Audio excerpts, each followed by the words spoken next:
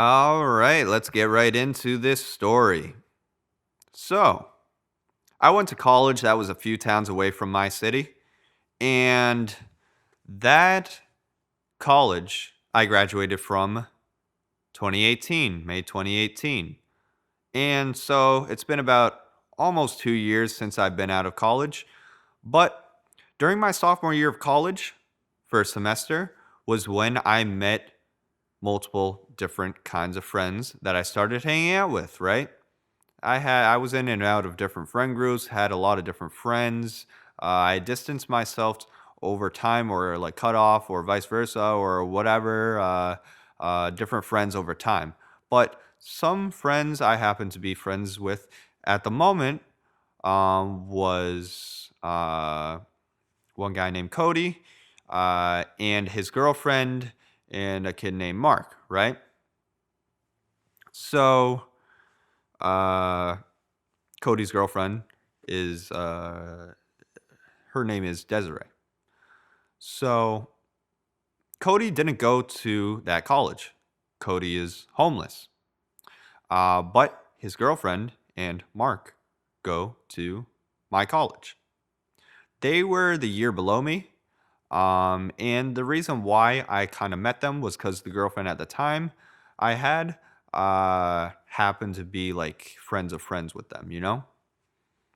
So I would here and there hang out with like Cody and his girlfriend, or Cody and his girlfriend and Mark.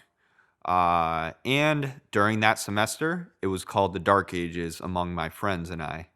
The reason why it was called the Dark Ages is because a lot of bad stuff happened to all of us. Uh, for me in particular, stuff that happened was like I had a really bad relationship at the time. She was insane. That's a story for another time. And I used just the most drugs I've ever done in my life during that time. And a lot of other bad stuff happened during that semester. So, what happened was I'll give you like the whole story and synopsis of what occurred with this friend, Cody. So, Cody was a nice, good kid. The reason why he was homeless, he was about my age at the time, so I think he was 20. And I think I was almost 21. Yeah, that's what it was. Um, and he would like sleep over at the buildings that were open for 24 hours. So like he would sleep on the sofas there or whatever, or he would sleep at that girl's dorm, his girlfriend at the time. Uh, that's how he was like kind of being able to survive. But it was getting closer and closer to winter. I met him like around October, I believe. But it was like over the months, it was getting colder, obviously, especially in Massachusetts where it can get really cold. That sucks for him. And in the city we're at, there's no homeless housing, only like during the day. Uh, and same with all the towns surrounding. The town where we were at happened to be the one with the most services for homeless people. But yeah, so it was difficult for him. That was the first time he was ever homeless. Uh, and he wasn't homeless starting since like only like a few months before then. And he's from a town that's a number of towns away. I think he's from like Braintree. That's like a town that's a few towns south of Boston. Um, so, or he's from Quincy. It's one of those two.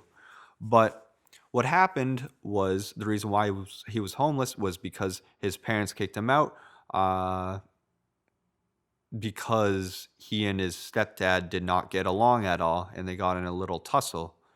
But it was because the stepdad was very disrespectful and abusive towards him. So it sucks that a stepdad like that, an abusive stepdad like that, can take over a household like that and ruin the offspring's life like that, or make it harder. So he was a cool, nice kid. But one thing I probably shouldn't have done was I had a lot of like, I had too many excess drugs uh, on me. So I would share them a lot with friends or friends of friends or who kind of whoever I met at the time. So I would share like excess supplies with him and his girlfriend and Mark. Um, and whomever. And it would be like chill lit experience.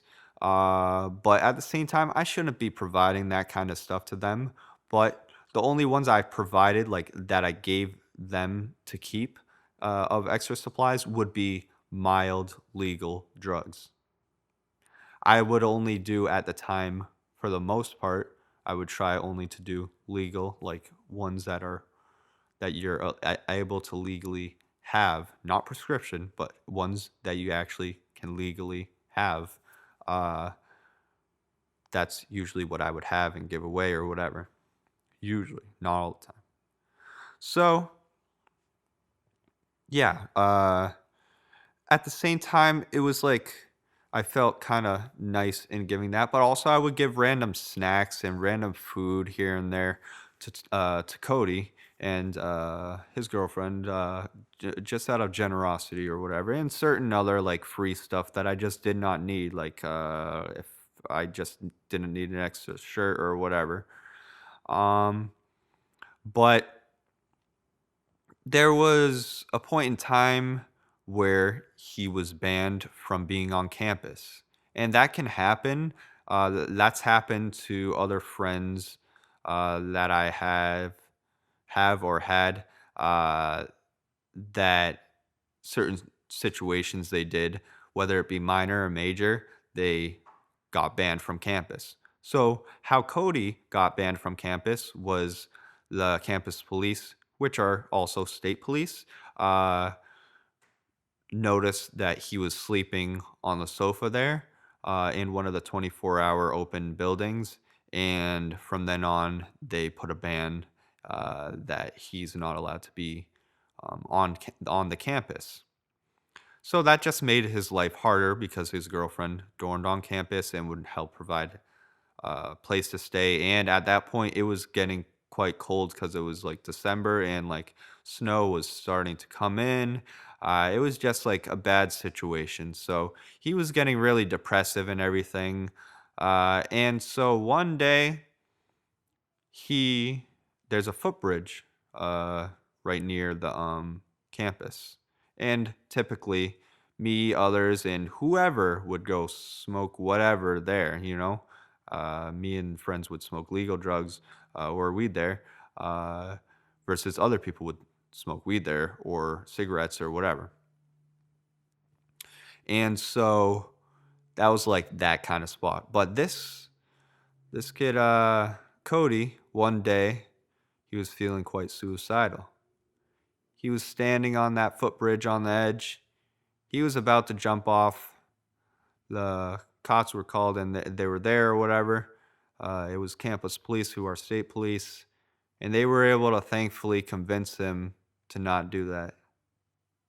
His life was saved by these police.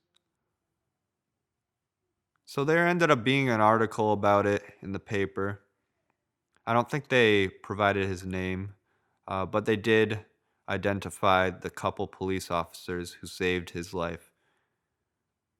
So I feel bad for him. God bless him. I hope he's in a better place now. I haven't talked to him for years, but thankfully his life was saved. Um, and after then, there was a sign that was put on the footbridge just saying like a suicide kind of hotline uh ad. And yeah, there were like multiple signs that were put there that just providing that kind of information for suicidal people.